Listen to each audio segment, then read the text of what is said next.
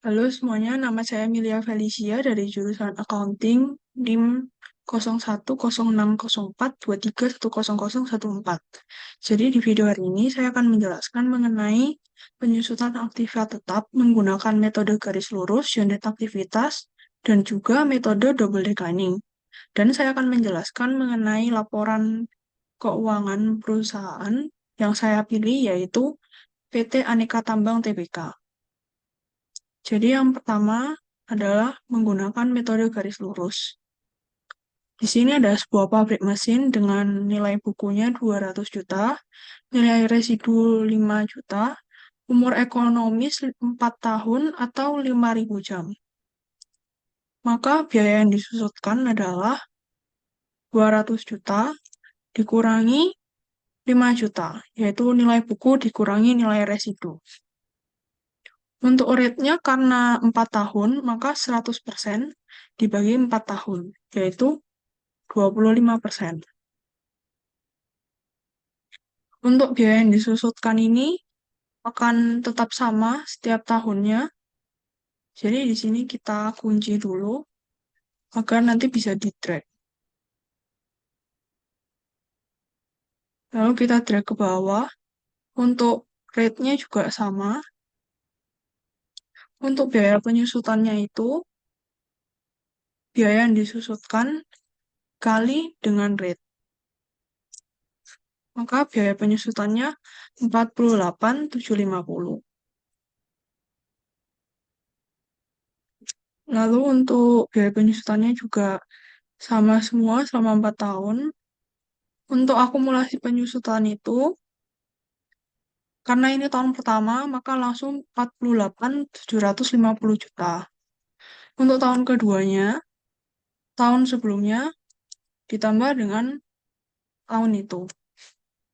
Begitu juga seterusnya. Untuk nilai bukunya, kita ambil dari book value yaitu 200 juta, dikurangi dengan akumulasinya, yaitu didapatkan 151.250. Untuk book value-nya kita kunci agar pada saat kita tarik ke bawah, nilai dari C3 ini nggak ikut turun ke bawah. Jadi kita tarik. Di sini pada tahun ke-4, nilai bukunya 5 juta sesuai dengan nilai residunya yaitu 5 juta. Jadi itu adalah cara metode garis lurus. Untuk metode unit aktivitas, di sini diketahui penggunaan dari mesin ini per tahun, yaitu pada tahun pertama digunakan 1.200 jam, tahun kedua 1.700 jam, tahun ketiga 1.100 jam, tahun keempat 1.000 jam. Kita isi di unit aktivitas per jamnya.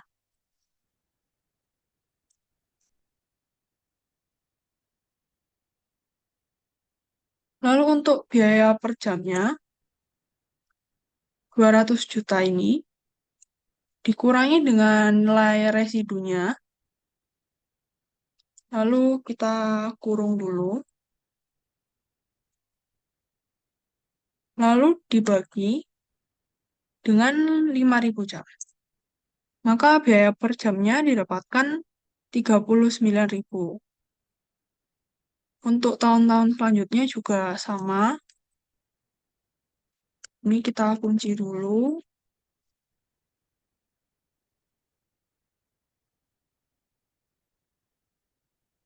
Untuk biaya penyusutan per tahunnya, tinggal unit aktivitas dikali dengan biaya per jamnya.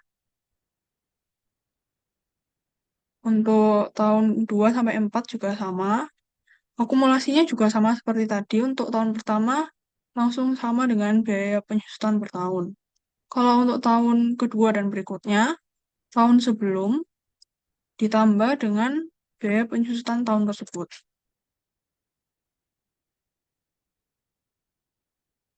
Untuk nilai bukunya, book value-nya dikurangi dengan akumulasi penyusutan,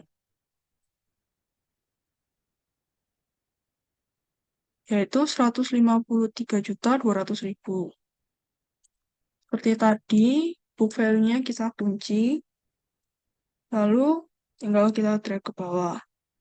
Di sini juga nilai bukunya pada tahun akhir, yaitu tahun 4, sebesar 5 juta, sesuai dengan nilai residunya, yaitu 5 juta. Selanjutnya, kita ke metode double declining. Untuk metode double declining ini agak berbeda dengan garis lurus dan juga unit aktivitas. Nilai buku awal langsung kita isi dari book value-nya ini 200 juta. Lalu untuk rate-nya, sama seperti namanya double declining, kalau tadi kan langsung 100% dibagi 4 tahun, yaitu 25%. Untuk double declining ini, kita kali 2, sehingga rate-nya 50%. Biaya penyusutannya, nilai buku dikali rate, akumulasinya juga sama, langsung sama dengan biaya penyusutan. Nilai bukunya itu 200 juta dikurangi 100 juta. Untuk tahun kedua, nilai buku awal diambil dari hasil nilai buku tahun sebelumnya. Rate-nya sama 50%. Biaya penyusutan juga caranya sama. Untuk akumulasi penyusutannya, tahun sebelum ditambah biaya penyusutan tahun tersebut. Lalu untuk nilai bukunya,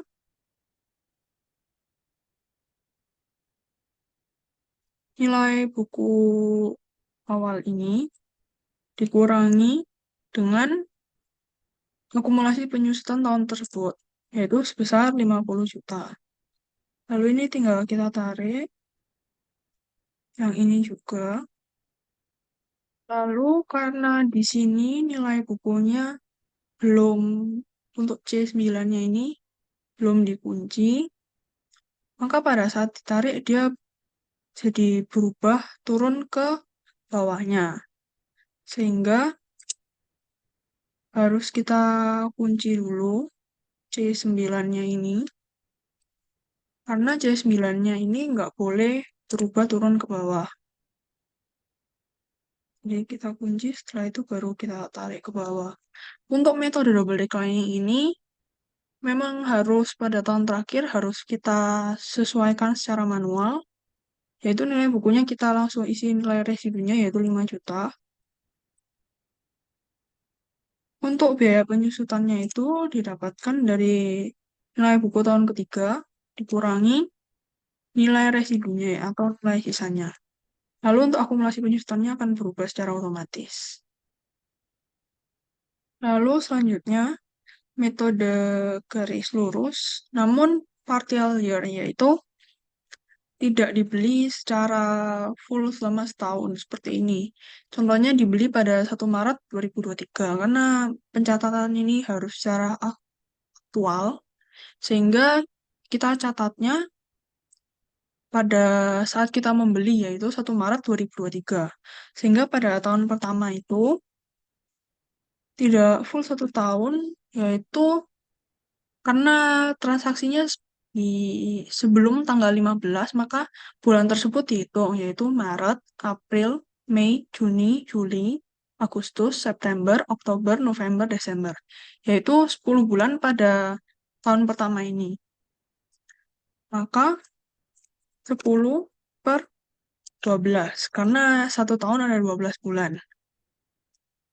Untuk biaya yang disusutkan itu caranya sama seperti tadi, yaitu 200 juta ini kurangi 5 juta. Kalau untuk tahun keduanya, full 1 tahun, tahun 3 juga, tahun 4 juga. Namun di sini muncul tahun sampai tahun kelima, karena harus full 4 tahun. Yang baru full ini baru tahun kedua, tahun ketiga, tahun keempat. Tahun pertama ini masih ada sisa 2 bulan. Jadi 2 bulannya ini masuk di tahun kelima, yaitu 2 per 12. Sisanya dari tahun pertama. Untuk biaya yang disusutkan ini, kita kurung, lalu kita bagi 12 untuk per bulannya, lalu kita kali 10 untuk di tahun tersebut. Untuk rate-nya sama, 100% dibagi 4, yaitu 25.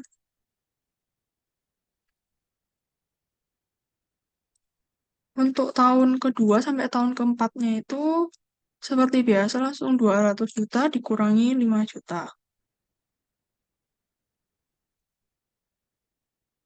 Untuk tahun kelimanya,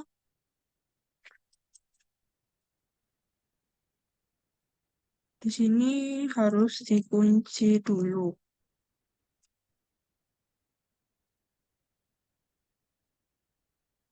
Untuk tahun kelimanya, yaitu 200 juta, dikurangi 5 juta, kita bagi 12, dikali 2, yaitu sisa dari tahun pertama. Untuk biaya penyusutannya sama seperti tadi, yang disusutkan dikali dengan rate-nya. Akumulasinya juga sama.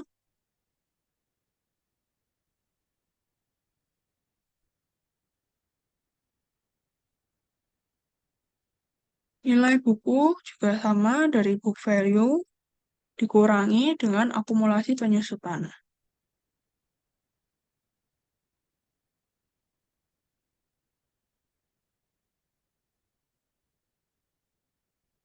Di sini nilai bukunya sudah pada tahun terakhir sudah sama, yaitu 5 juta sesuai dengan nilai residu atau nilai sisanya, yaitu 5 juta.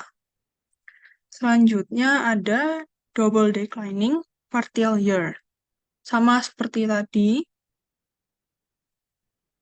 untuk tahun pertamanya itu hanya 10 bulan dari 12 bulan. Tahun keduanya penuh, tahun ketiga penuh, tahun keempat penuh, dan ada tahun kelima untuk sisa dari tahun pertama. Nilai buku awalnya langsung kita ambil dari book value. Rate-nya karena ini double declining, maka dikali 2 rate-nya yaitu 50%. Untuk biaya penyusutannya, nilai buku awal dikali dengan rate,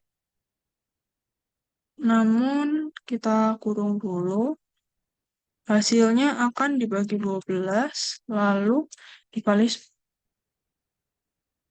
akumulasi penyusutannya itu sama dengan biaya penyusutan. Nilai bukunya itu 200 juta dikurangi akumulasinya.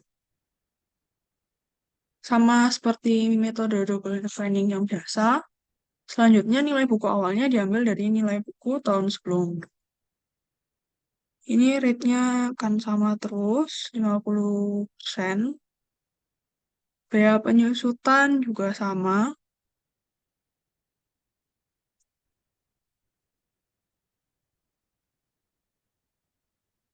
Untuk akumulasinya, tahun sebelumnya ditambah dengan tersebut. Nilai bukunya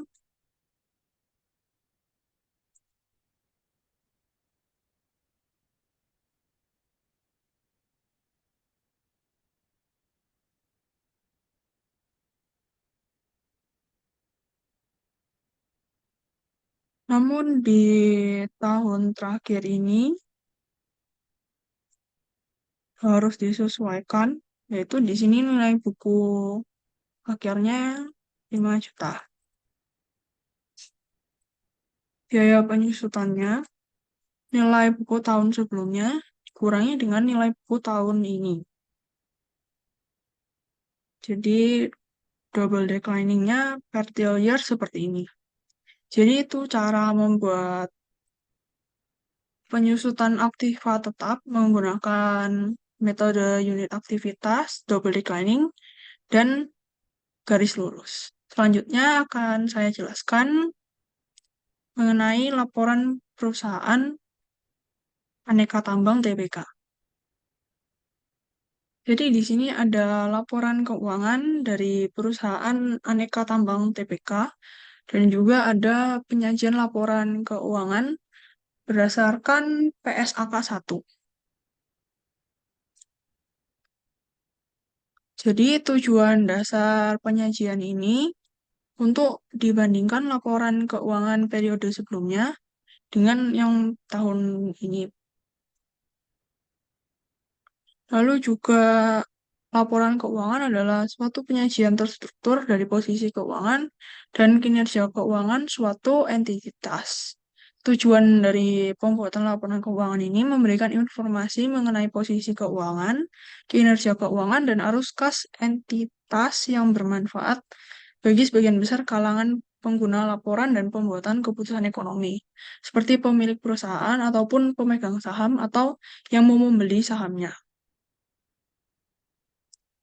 Lalu juga laporan keuangan ini terdiri dari aset, liabilitas, ekuitas, pendapatan, beban, kontribusi dari pemilik, dan juga ada arus kas. Untuk laporan keuangan ini menunjukkan hasil pertanggungjawaban manajemen atas penggunaan sumber daya yang dipercayakan kepada mereka. Untuk perusahaan aneka tambang ini ada direksi yang bertanda tangan di bawah ini, yaitu Nicholas D. Kanter dan juga Elizabeth E.T. Siahan sebagai penyusun dan juga penanggung jawab dari laporan ini. Dan juga laporan keuangan terdiri dari laporan posisi keuangan. Di sini ada laporan posisi keuangan. Lalu laporan laba rugi. Ini ada laporan laba rugi. Dan juga penghasilan komprehensif lain. Lalu ada perubahan ekuitas. Di sini ada laporan perubahan ekuitas. Dan juga ada laporan arus kas.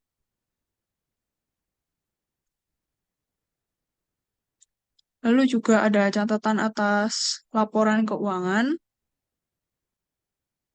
Lalu juga ada karakteristik umum, yaitu penyajian secara wajar, kelangsungan usaha, dasar akrual, material dan agregasi, saling hapus, frekuensi pelaporan, yaitu tahunan, informasi komparatif, yaitu periode sebelumnya. Di sini ada 2023 dan 2022. Konsistensi penyajian, yaitu penyajian dan klasifikasi. Laporan posisi keuangan, yaitu berupa neraca. Dan juga laporan posisi keuangan, kalau berdasarkan PSAK 1, aset dibagi dua, aset lancar dan aset tidak lancar. Liabilitas juga dibagi dua, jangka pendek dan jangka panjang. Ekuitas, yaitu dua juga, non-pengendalian dan ekuitas yang dapat diatribusikan ke pemilik entitas induk. Kalau menurut IAS 1, aset dibagi dua, tidak lancar dan lancar. Ekuitasnya hak non-pengendali dan ekuitas yang dapat diatribusikan ke pemilik entitas induk. Liabilitasnya jangka pendek dan juga jangka panjang. Laporan posisi keuangan berisi informasi minimal yang disajikan dalam laporan keuangan. Dan juga ada pembedaan aset lancar dan tidak lancar, serta liabilitas jangka pendek dan juga jangka panjang. Aset lancar yaitu mengharapkan atau akan merealisasikan aset atau bermaksud untuk menjual atau menggunakannya dalam siklus operasi normal. Memiliki aset untuk tujuan diperdagangkan, lalu jangka waktunya 12 bulan setelah pelaporan atau kas setara kas. Di sini aset lancarnya juga sudah ada. Kas setara kas, piutang usaha, persediaan, piutang lain-lain, pajak dibayar di muka, biaya dibayar di muka, aset keuangan lancar lainnya, dan aset lancar lain-lain. Lalu juga ada aset yang dimiliki untuk dijual. Lalu juga ada liabilitas lancar. Di sini juga ada disertakan aset tidak lancar seperti kas yang dibatasi penggunaannya, investasi pada entitas asosiasi, aset tetap, properti pertambangan, aset eksplorasi dan evaluasi, aset tidak berwujud, pajak dibayar di muka, goodwill, aset pajak tanggungan, dan aset tidak lancar lain-lain. Di sini jumlah asetnya 34.933.681. Jika dibandingkan dengan tahun sebelumnya, jumlah asetnya lebih bertambah. Di sini liabilitasnya, liabilitas lancar atau liabilitas jangka pendek, yaitu jangka waktunya 12 bulan, lalu akan menyelesaikan liabilitas tersebut dalam siklus operasi normalnya, memiliki tujuan untuk diperdagangkan, yaitu ada utang usaha, beban akrual, liabilitas imbalan karyawan, uang muka pelanggan, utang pajak, liabilitas sewa, pinjaman bank jangka pendek, investasi, provisi, dan ada utang lain-lainnya. Kalau ada lagi liabilitas jangka panjang, isinya liabilitas sewa, pinjaman investasi, provisi, provisi imbalan pasca kerja, dan liabilitas jangka panjang lainnya.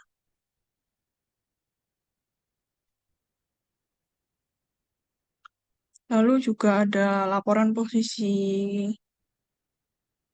keuangan, yaitu ekuitas, ada modal, tambahan modal, komponen, ekuitas lainnya, saldo laba, dan juga ada jumlah ekuitas, dan jumlah liabilitas ditambah ekuitas.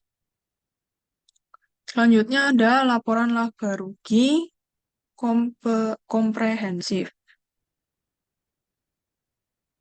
yaitu memasukkan laba,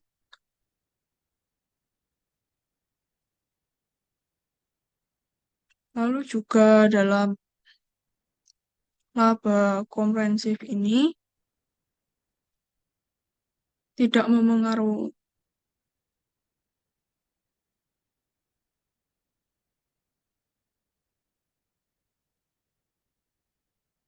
Lalu juga ada beberapa item di dalam laporan laba rugi ini seperti penjualan atau pendapatan, biaya keuangan, beban pokok penjualan, lalu ada laba, ada beban, ini juga ada laba usaha, beban atau penghasilan lain. Di sini juga ada laba atau rugi penghasilan komprehensif lainnya, cuma dalam perusahaan aneka tambang TBK ini mengalami rugi penghasilan komprehensif lain. Dan juga klasifikasi beban ada berdasarkan sifat, berdasarkan fungsi. Lalu untuk laporan perubahan ekuitas yang tadi, yaitu ini.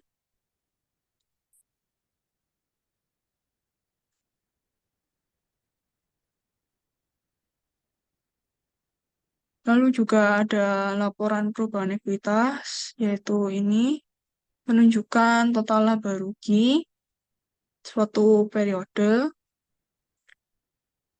dan juga jumlah dividen yang diatribusikan. Di sini ada modal ditempatkan dan disentuh di store penuh sebesar 2.403.076. Juga ada tambahan modal di store, selisih kurs karena penjabaran laporan keuangan, surplus revaluasi, juga ada saldo, saldo laba, dan jumlah totalnya.